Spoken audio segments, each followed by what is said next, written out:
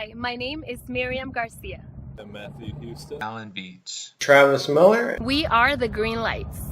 If you've ever driven a vehicle in Phoenix, Arizona in the morning or afternoon, you will notice that traffic congestion is a problem.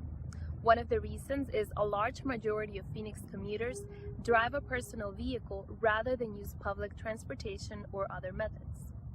In 2012, 87.8% of Phoenix workers drove a car or motorcycle to work, while only 6.27% chose an alternate method. Traffic congestion has increased as the population of the metro area continues to grow. In 1982, the population was roughly 1.4 million. In 2014, it rose to nearly 4 million people. Along with the rise in population, the number of commuters rose from around 500,000 in 1982 to nearly 2 million in 2014. The number of miles traveled rose from an average of 3 million to 30 million daily miles on freeways. So while the population increased by less than 4 times, the average daily vehicle miles increased by 10 times. The metro area rose to become the 11th most congested region in the country, according to a 2015 study by Texas A&M University. As of 2015, Phoenix is the 5th most populous city in the United States. Of even greater concern, there doesn't seem to be any end in sight. The Maricopa Association of Governments projects that the population of the Phoenix Metro will rise to 6.2 million by 2035. This problem is not only an inconvenience to Phoenix drivers. Traffic congestion also interferes with one of Earth's important biochemical cycles, the carbon cycle. Traffic congestion harms the planet by polluting the atmosphere, thus creating an imbalance of carbon within our ecosystem. Something important about understanding the trouble that we have in Phoenix with traffic congestion is to try to understand what is driving the problem. We refer to these as drivers. In the case of Phoenix, the biggest driver, as Miriam kind of suggested, is the population. There's been a tremendous amount of population growth, which is, of course, a direct driver that does influence the amount of cars that are on the road.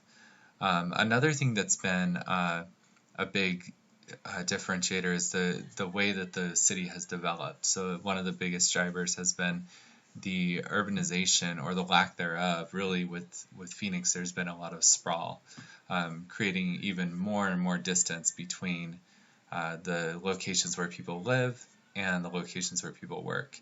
So what this causes is a longer commute, which was detailed in a study by Texas A&M, talking about the average amount of miles that people go on their commute to work. Another big driver in this whole scenario with traffic congestion has to do with the way that Phoenix developed its transportation system, relying solely on vehicular traffic. In addition to the drivers that we spoke about, we're also going to discuss indicators that help us to understand exactly what's going on with this congestion issue. In the case of the Phoenix area and its different issues, the major thing is population. At this time, the population is a little over 4 million. So as we go into the future, we'll be able to use this number as an indicator of how this will affect traffic congestion.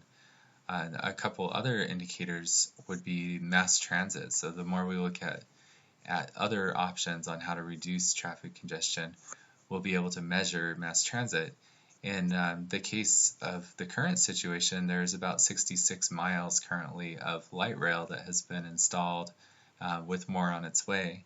So that's something that we'll be able to measure as time goes on to see how we're impacting and decreasing the congestion issues.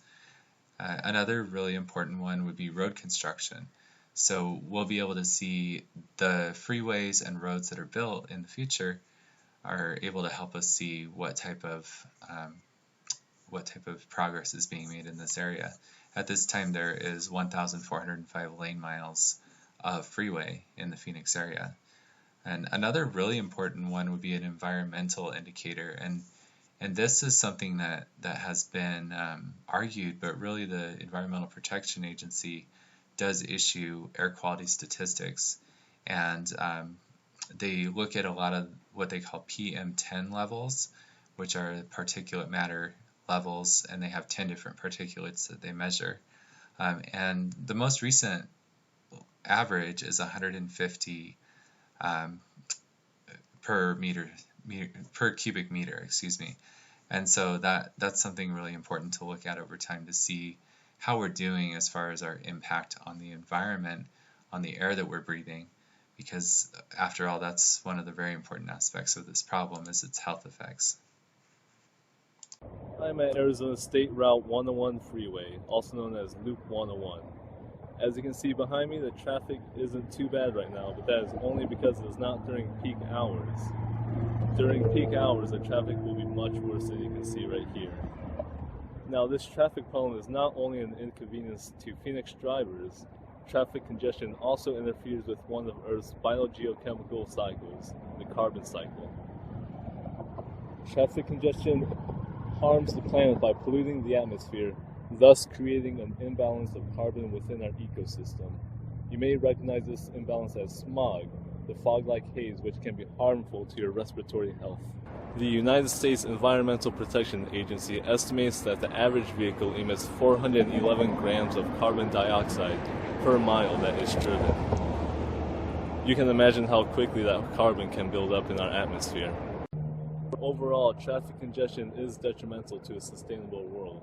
It produces too much waste of time, waste of energy, as well as a waste of fossil fuels, which is then polluting our atmosphere and harming our environment in which we live. There are many scenarios for traffic congestion in the future, and each one can end positive or negative, and they can fall into many sectors such as economic, political, social, international, and ecosystem.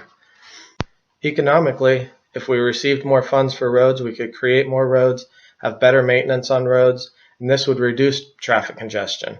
On the other hand, a negative outcome would be less funding, which would make roads in crumbles and you couldn't travel very well on them. We wouldn't be able to expand as populations increase, and this would just create more and more of a problem in the future for traffic congestion. Politically, we'd like to see government come up with policies to help reduce greenhouse gases. One positive outcome could be is if they offer tax breaks to companies and people for using alternative fuels or alternative fuel vehicles. We can reduce greenhouse gases being emitted.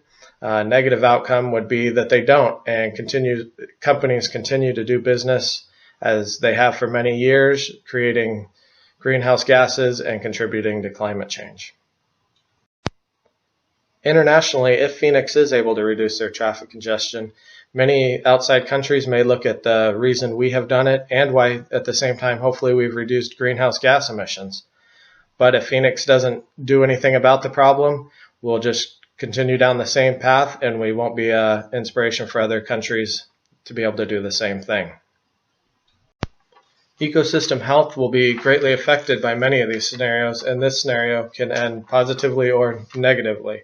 If we do succeed in making mass transit more of an option and government does their part in making policies to reduce greenhouse gases, we can help reduce climate change, but if it does not, it can end negatively, and urban sprawl will continue to grow, and people will continue driving alone, creating many greenhouse gases that will just keep contributing to the climate change. New technology will be key in finding solutions to the Phoenix Metro's traffic congestion problem. Our vision is that Phoenix is able to solve the problem of traffic congestion. The city will begin an expansion of current roads. Public transportation in Phoenix will be expanded to connect every major city in Arizona, providing Arizona residents with alternate transportation options besides a personal vehicle. Number of personal vehicle drivers will shrink once public transportation becomes a smarter, easier option for commuters. For those who wish to continue using their personal vehicle, an exciting technology we see in our vision is autonomous vehicles, allowing vehicles to drive themselves and share data, choosing more efficient routes by calculating the location of other vehicles on the road. Phoenix will also develop parking technologies like that implemented in LA. Large and congested cities like Los Angeles have realized the time it takes to park is a big part of the congestion problem. They have installed sensors to track the occupancy of parking spots in Hollywood. Drivers can access the availability of parking spots through an app called Parker. It is estimated that this technology will revolutionize how we deal with traffic congestion.